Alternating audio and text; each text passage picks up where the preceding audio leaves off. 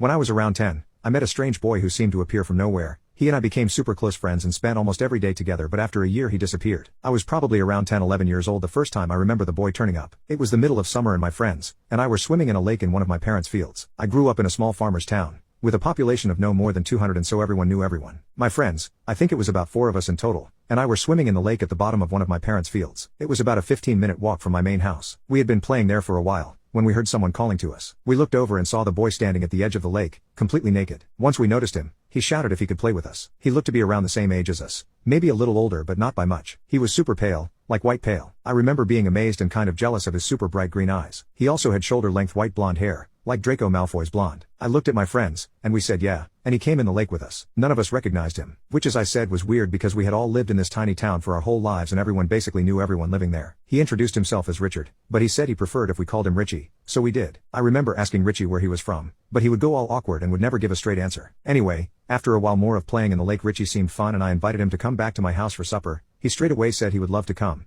And my friend was like, don't you need to ask your mom? To which Richie said something like, oh, she won't mind. Remember how I said Richie was completely naked? Well, that wasn't so strange. In fact, I'm pretty sure we all were. My friends and I were all boys, and we would skinny dip in the lake normally, so it didn't stick out to me when he first arrived like that. But what did stick out to me was when we got out of the lake, dried and dressed ourselves, Richie had no clothes with him to get dressed into. I remember thinking was super weird, but he said something like, oh, I must have forgotten to bring them. Which again, I thought was very weird. Like, how do you forget your clothes? I wasn't sure how my parents would react to me bringing home a naked boy, so I gave him my briefs and my overshirt to put on. But yeah, that stuck out as very odd. My friends went back home, and Richie and I went to my house. My dad was like, where's his clothes? I just made something up. I'm pretty sure I said something like his clothes got wet, so we left them in the sun to dry. I got him some trousers to put on. We ate supper, which I remember him having 3 or 4 plates of. As I said, Richie is a super skinny boy. I was pretty small and skinny at the time, but he was definitely skinnier than I was, so I was confused about how he ate so much lol. Richie was super polite and sweet to everyone while he was at my house. After supper, I took him upstairs to my room and we played on my Nintendo 64 together. He had never seen one before and was super amazed by it. At the time I thought he had never seen one before and was super amazed by it. But my family was poor and that's all I had. It started to get dark, and I asked him if he wanted to sleep over. He was really excited by that and said yeah. I checked with my parents, but I knew they wouldn't mind because they were both super drunk. So, we continued playing on N64 until it was super late. After a while, I said it was time that we went to bed as I was tired, but I don't remember him seeming tired at all. Richie asked if he could shower before as we had been playing in my fields and he was really muddy. As he was showering, I made my bed for us and put a movie on the TV for us to watch as we went to sleep, and I got into bed. Richie came in like 5 minutes later and was completely naked again. I was like, did you walk from the bathroom like that? He was like, yeah, and didn't seem to care at all. So even though I thought it was strange, I didn't say anything. He got into my bed. I asked him if he wanted any pajamas and he said no, it was too hot. Which to be fair, I do remember it being really hot that day. I had a Scooby-Doo movie on,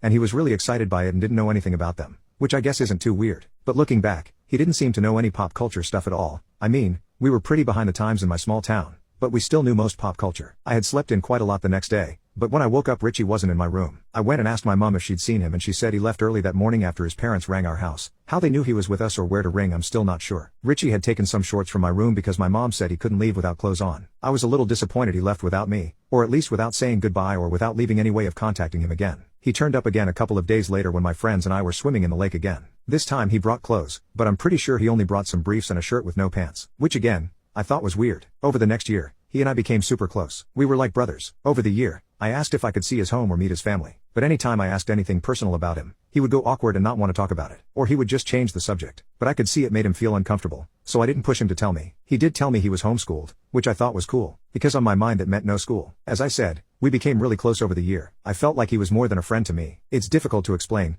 It's almost like we clicked from the first time we met. We became close really quickly, and I felt like I could tell him anything and he would always help and support me. He helped me through so many hard times, and he definitely encouraged me to be a better person. It was almost as if he could sense when I was going through anything. For example, when my grandma passed away, I went out into my fields to cry as I didn't want to do it in front of my family. But after sitting down in some random place, Richie turned up and sat next to me. He said some things that I remember helping me a lot. When I asked him how he found me, he said that we were just on a walk. Not too long after this, he just vanished. It had been a little over a year since the first time he appeared at the lake. It was around September the year after, so it had been around a year and 2/3 months. He never turned up again, never said goodbye, never left a trace. I was massively upset. I missed him. I would walk around the fields looking for him and I would hang out by the lake where we first met, hoping that he would turn up, but he never did again. I still don't know what happened to him. I've tried searching social media for him but with no luck, and since he would never tell me that much about his life, I don't have that much to go on. I asked my parents what they remembered of him. They said they remember him being odd, and that they were unsure about him at first, especially how he had a tendency to strip naked whenever he felt like it. But they also said that he and I were inseparable, and wherever I was he was sure to be found there too. They said they remember me being heartbroken when he stopped appearing, and they weren't sure whether they should call the police about him being gone, but they never did. I kind of wish they did. I suppose this is a long shot, but if you're reading this, Richie, reach out to me. I'd love to speak to you again and get some answers to all the weird things about you. It's completely possible that there isn't anything paranormal about Richie, but it is definitely strange. Update 1.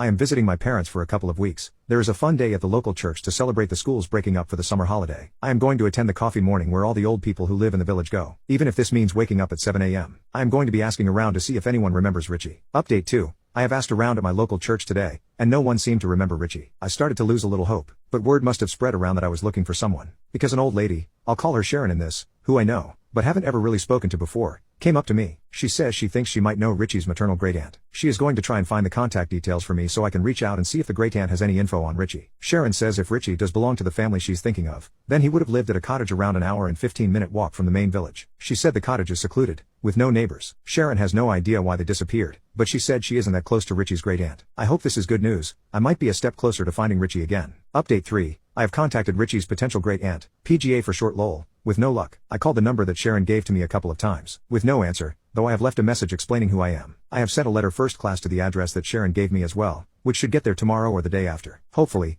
the PGA is still living at the address, and I am able to get some answers. In the letter, I also explained why I was interested in contacting her, and I gave my phone number if she would like to call me instead of writing back. I will update as soon as I have anything new. Oh, and one more thing. I visited the cottage where Sharon thought Richie could have been living. The cottage is abandoned and run down. Seems likely that he could have been living here. It gave off massive creepy vibes though. Update 4. I have heard back from the PGA. I'll name her Jane. Someone suggested that I check if the number was linked to any apps like WhatsApp. It was, and I reached out to Jane on there. This seemed to do the trick and she messaged me back relatively quickly. After describing Richie to her, she said pretty confidently that she is related to Richie. This is where things take a bad turn. Jane hasn't been in contact with Richie's family for many years, but she does have the phone number of Richie's older sister. I had no idea he even had any siblings at all. Jane insinuated that I wouldn't find what I was looking for when contacting Richie's sister. I fear the worst. It seems as though something has happened to Richie. Jane told me that Richie's sister would be able to tell me more, gave me her number, and then hung up the phone. I'm incredibly anxious to reach out to Richie's sister. This could be the end of the search that has taken me so long, but I fear that it isn't the ending that I have dreamed of. Update 5. First and foremost, I want to thank each and every one of you who have helped through this process and have helped me find closure on my childhood best friend and my first and only true love. This journey has been difficult. Many years I have searched for answers on where Richie is now. Sadly, it is not good news. Deep down,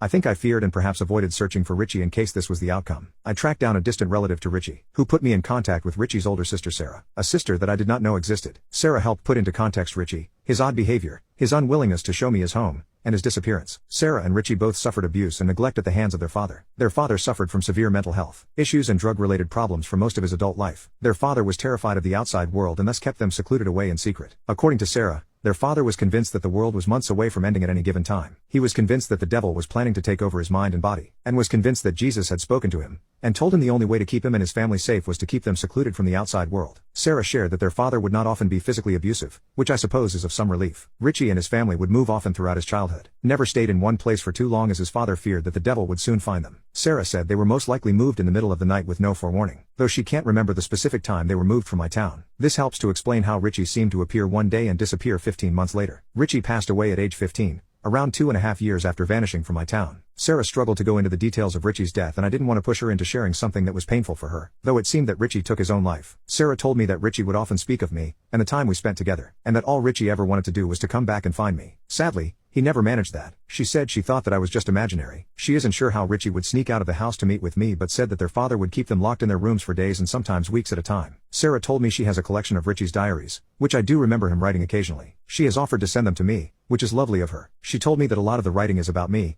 about our time together, about how he wanted to find me again so we could run away together. Again, she never thought I was a real person. Hearing that was so incredibly bittersweet. I look forward to reading those diaries, even though it will be incredibly difficult at the same time. She said she is glad that Richie managed to have an impact on someone on this world. I wish that I was able to express the impact that Richie had on my life. I wish I could tell Richie the impact he had on my life. I want everyone to know Richie. I want everyone to know what an amazing, kind, and beautiful person Richie was. Deep down, I think that I resisted searching for Richie more in case this was the outcome. Sarah told me a lot more information, but I've decided to leave out most to respect her privacy. Sarah is away and safe from her father, which I am so glad about. Richie, you were the only true friend I've ever had. It's so hard for me to write this. I feel so sick that I didn't do more. Richie, I I want you to know you saved me so many times throughout my life. So many low moments in my life have been helped because of the memories of you. I am so sorry I wasn't there for you the same way you were there for me. I love you so much, Richie. Update 6. It still pains me to think about Richie, and think about how I could have and should have helped him and how I failed to save him. It does really hurt to look back on it. I really don't have many friends and I suffer from pretty bad anxiety, and I just wish I had Richie here with me. Sarah and I still occasionally talk, but not really as often as I wish we could. I have met her IRL once, which was nice. Update 7.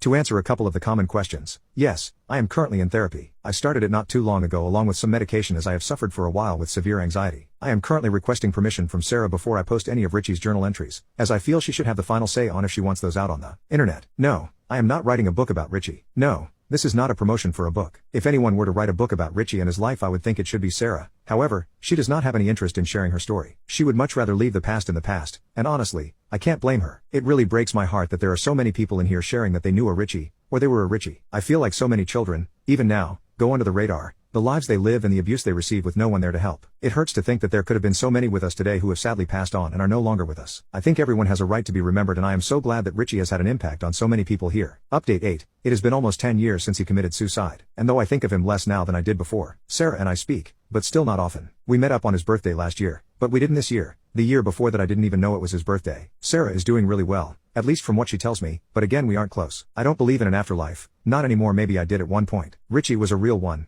in every way. So, I am glad that his memory can at least live on. Sarah did not give me permission to post Richie's journals, which I am glad about because that would have been an invasion of his privacy too far. He has some very personal inner thoughts in them, and sometimes even I feel weird reading. You can very much tell they were written by someone who was in a lot of pain, and it is so sad for me to see them get more and more dark as he grows up. It makes me still upset that I couldn't help him in the way that he helped me. One page I will always cherish is a drawing he made of us both, labeled love.